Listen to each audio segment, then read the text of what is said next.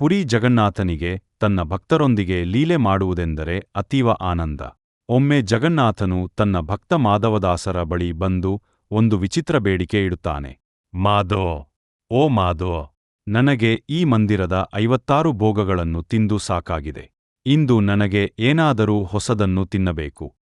ಅಯ್ಯೋ ಸ್ವಾಮಿ, ನೀನು ಜಗದೊಡೆಯ, ನಾನೊಬ್ಬ ಮುದಿ ಮನುಷ್ಯ, ನಾವು ಕಳ್ಳತನ ಮಾಡುವುದೇ? ಯಾರಾದರೂ ನೋಡಿದರೆ? ಜಗನ್ನಾಥ್, ಏನೂ ಆಗಲ್ಲ ಮಾಧವ, ನೀನು ಮರ ಹತ್ತು, ನಾನು ಕೆಳಗೆ ನಿಂತು ಹಣ್ಣು ಹಿಡಿಯುತ್ತೇನೆ. ಶಬ್ದ ಮಾಡಬೇಡ ಅಷ್ಟೇ. ಪ್ರಭು, ಹಣ್ಣು ಬಿತ್ತು. ಯಾರೋ ಬರ್ತಿದ್ದಾರೆ ಅನ್ಸುತ್ತೆ, ಬೇಗ ಓಡಿ ಹೋಗೋಣ. ನಾನು ಹೋಗುತ್ತಿದ್ದೇನೆ ಮಾಧವ, ನೀನು ನಿನ್ನ ದಾರಿಯನ್ನು ನೋಡಿಕೋ. ಕಾವಲುಗಾರರು ಬಂದು ಮಾಧವದಾಸರನ್ನು ಹಿಡಿದು ಮರಕ್ಕೆ ಕಟ್ಟಿಹಾಕುತ್ತಾರೆ. ಅವರಿಗೆ ಏಟುಗಳು ಬೀಳುತ್ತವೆ. ಮರುದಿನ ರಾಜನಿಗೆ ವಿಷಯ ತಿಳಿದು ಓಡಿ ಬರುತ್ತಾನೆ. ರಾಜ್, ಅಯ್ಯೋ ಗುರುಗಳೇ, ನೀವೇಕೆ ಕಳ್ಳತನ ಮಾಡಿದಿರಿ? ಕೇಳಿದ್ದರೆ ನಾನೇ ಕೊಡುತ್ತಿದ್ದೆನಲ್ಲ.